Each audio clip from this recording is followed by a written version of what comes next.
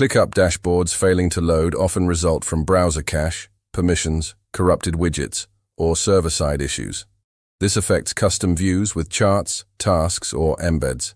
Fixes take 2 to 10 minutes. Test after each step. Hard refresh.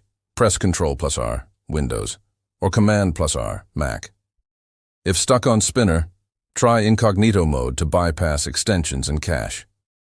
Check permissions. Ensure you have view access to the dashboard, workspace, dashboards, share.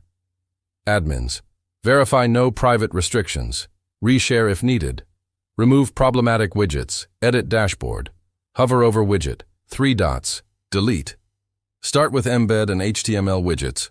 Common culprits. Re-add one by one. Clear browser cache Chrome. Settings. Privacy. Clear browsing data, cache and images. App. Force close ClickUp. Settings. Apps. ClickUp.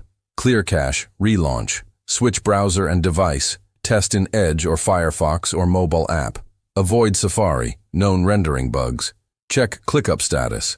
Visit status.clickup.com. If degraded, wait 5 to 30 mins. Server sync resolves it. Contact support. Go to help.clickup.com.